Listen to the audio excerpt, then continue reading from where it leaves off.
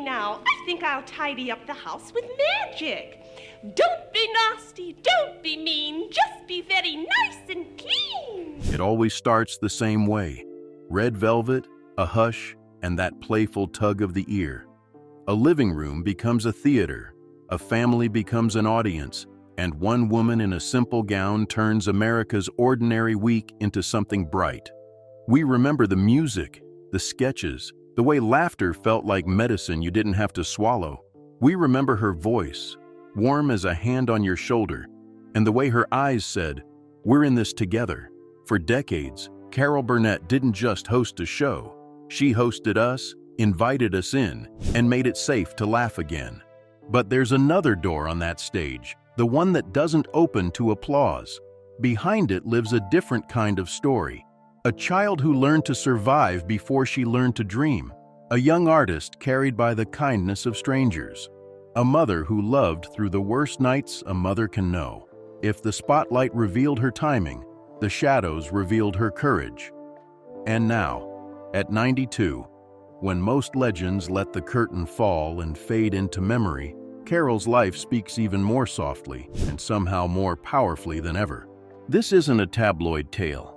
It's not a list of credits and trophies. It's a portrait of a heart that kept showing up, for her audience, for her craft, and for her family when it hurt to keep going. It's the reason her laughter still lands, because it was forged somewhere deeper than punchlines, in places where people don't usually bring cameras. So we're going to walk both hallways, the one lined with framed photos and Emmy statues, and the one with scuffed floors and closed doors, where a little girl practiced a Tarzan yell just to feel strong, where a mother made the hardest choices love can demand, and where an artist, decade after decade, chose grace when bitterness would have been easier. Along the way, we'll see why that smile means more now, not less. Why the quiet moments in her 90s can break you in the gentlest way, and why the story of Carol Burnett is not about what time took from her, but about what she kept giving back. If she ever made your home feel brighter for half an hour, stay with me. Remember the theme song, hear the laugh rising in your own chest, and be ready, because when you see what she carried, and what she still carries, it might be hard not to cry. Start with a little girl in San Antonio, Texas. Small hands, big eyes, a home that never felt safe. Carol Burnett learned early that grown-ups could be broken. Her father, a projectionist who loved movies more than mornings, drifted into bottles he could not put down. Her mother followed, present and distant all at once, a ghost in daylight. Laughter did not live there, not yet. When the noise got loud and the cupboards felt empty, love arrived in the shape of her maternal grandmother, Mabel. Not rich, not fancy, just steady. Mabel scooped Carol up and carried her toward a different kind of chance. In 1940, they landed in Hollywood. Not the dream, the other Hollywood. The boarding house version with thin walls, peeling paint, and a hallway that smelled like old coffee and new worry. $20 a week for one room. I hope it costs extra. They made rituals from almost nothing. On Saturdays, they saved a single coin for the movies. The theater was warm when their room was cold, bright when their street was dark. On that screen, people sang without trembling and hugged without flinching. When the lights came up, reality returned, and sometimes they slipped a roll of toilet paper into a handbag because tomorrow still had to be faced. Survival wasn't dramatic. It was ordinary. It was every day. Here is where the heart of a performer began to beat. Carol heard Johnny Weissmuller's Tarzan yell and practiced it until the windows rattled and her lungs learned power. She invented a twin sister named Karen, bold where Carol felt invisible. She scrambled up the fire escape, switched clothes, changed posture, and came back down as someone the world might notice. Then she'd disappear again, polite and quiet. The good girl with a secret stage inside her. This wasn't pretending, it was training, a rehearsal for courage. Mabel watched and nodded the way grandmothers do when they know a storm is passing and a garden is about to grow. She gave Carol the one thing no one else had offered: permission to try, to fail, to be loud, to be loved. And in that tiny room, between the hum of neon and the clatter of shared kitchens, a miracle took root.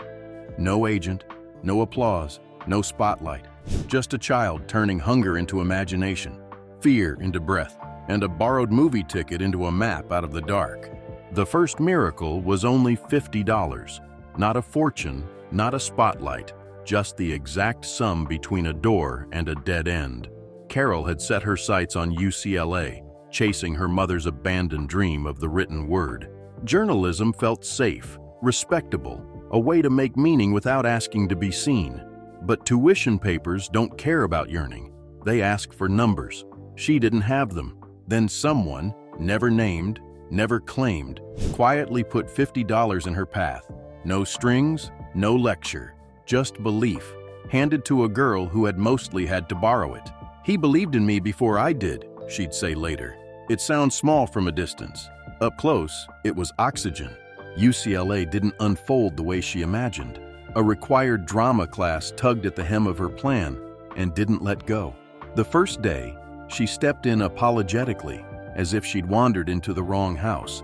Then the room answered back. Laughter when she didn't expect it. Hush when she leaned into a line. Attention that felt like sunlight after years of winter.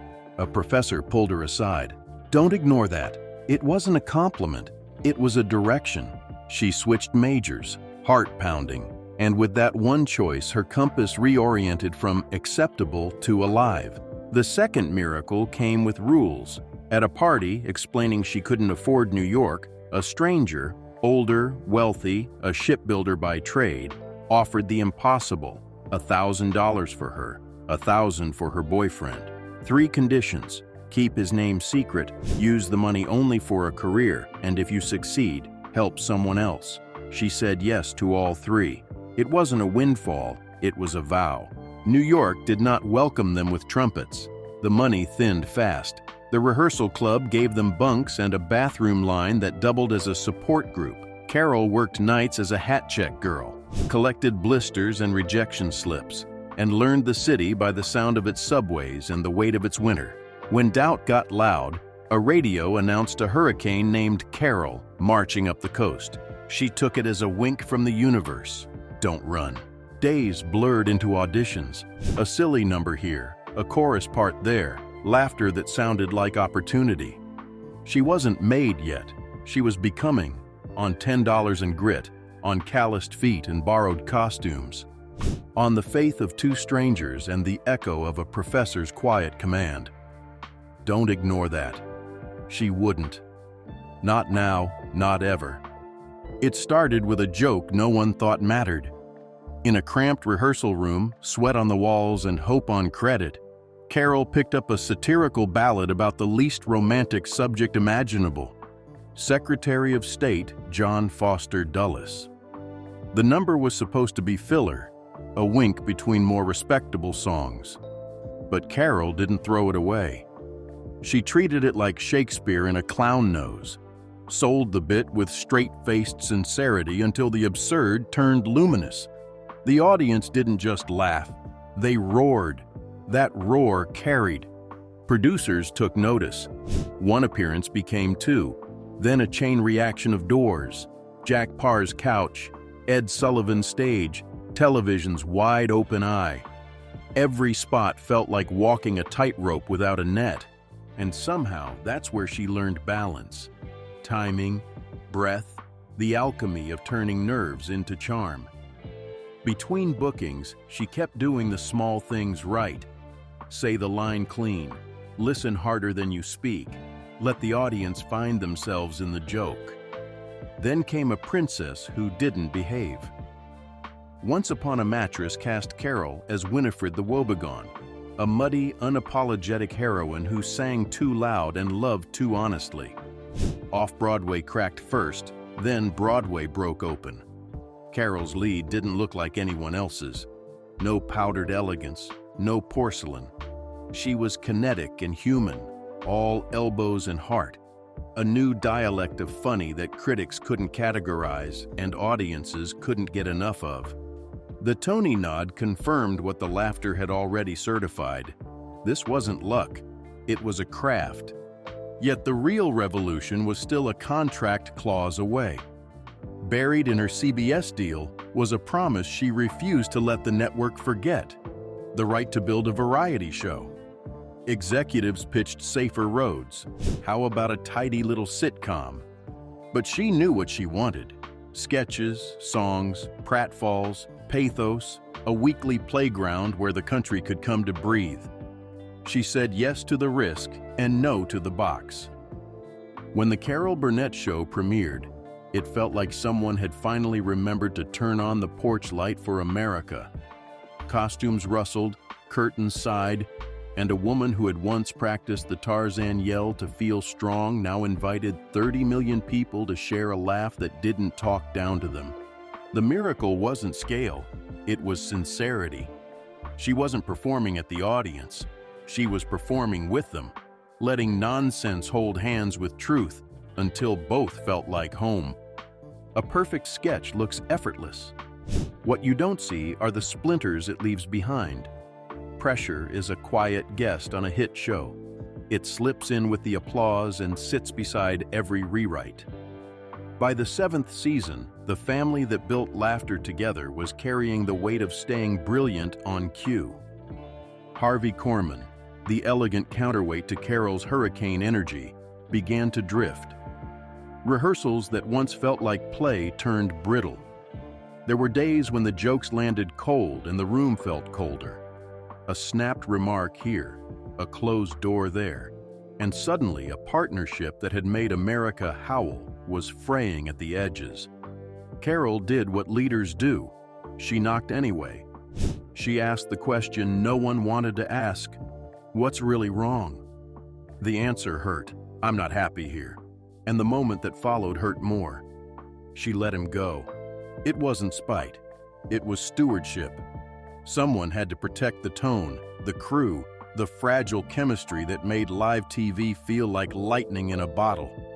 And then, because grace is a muscle Carol had spent a lifetime strengthening, she opened the door again when he returned ready to be a partner. In Harvey's dressing room, she pinned a new beginning disguised as a joke: Mr. Happy-Go-Lucky. Forgiveness, but with a wink. That was her way. Then came Tim Conway, chaos in a sport coat, a comic meteor who refused to burn the same way twice. Tim saved some of his best detonations for the taping, not rehearsal, and that choice electrified the show. America got the laugh of surprise. The crew got the cortisol spike of survival. You could see it in the corpsing fits, the helpless breaks, the way even the unbreakable would fold in the face of a story about an elephant or a dentist's Novocaine nightmare. Carol loved it, and she held the line. She let mayhem breathe and still made her mark hit, anchoring the storm so the punchlines could land. But her bravest turn didn't end with laughter.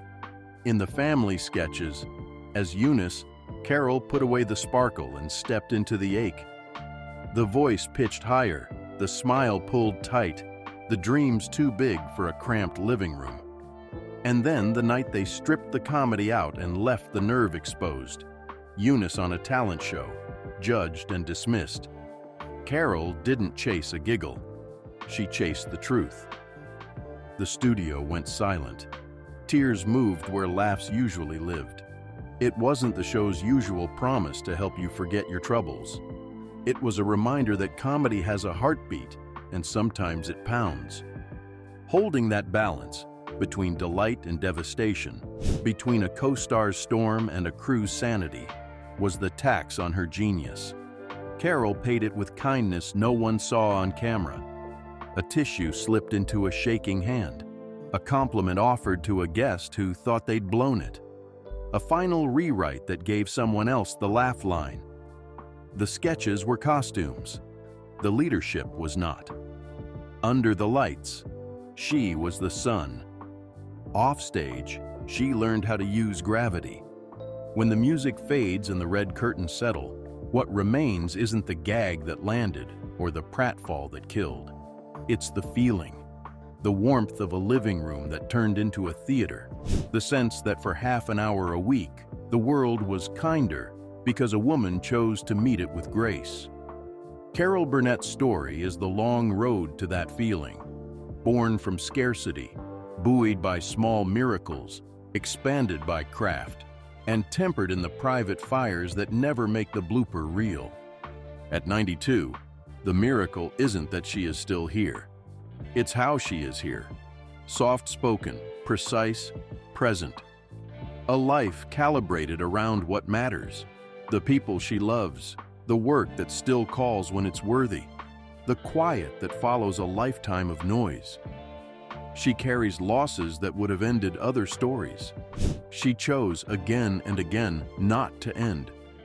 She chose to open the door, to forgive, to mother with steel when tenderness wasn't enough, to walk onto stages that demanded laughter and bring something truer, connection. Maybe that's why the late life roles hit so hard. You can feel the miles in them. The girl who learned to roar so she could breathe. The young woman who took a stranger's faith and turned it into a career. The leader who made chaos feel like choreography. The mother who did the hardest thing love can ask. She didn't escape the shadows. She learned to light them from within. That's the work. That's the legacy. We like to think legends are built from moments too big to miss. Most of Carol's were smaller. A note hit honestly. A glance that says, "I see you." An ear tug that smuggles a message home. She spent a lifetime giving those moments away. The audience laughed. The audience healed. Many never knew how much it cost. So if you felt something today, if a sketch, a song, a single look once made your house brighter, hold on to it. Share it. Tell the story of the first time she made you truly laugh, or the first time she made you unexpectedly cry. Flood the comments with those memories. That's how artists live forever. Not in reruns, but in the rooms they changed. "I'm so glad we had this time together," she'd sing, smiling into a nation of strangers who didn't feel like strangers anymore. We had the time because she gave it to us. And now, as the lights dim and the theme hums in our heads, we can give something back. Gratitude, gentleness, the courage to show up when it's easier to turn away. Thank you, Carol. For the laughter, yes, but more for the way you taught us to carry it.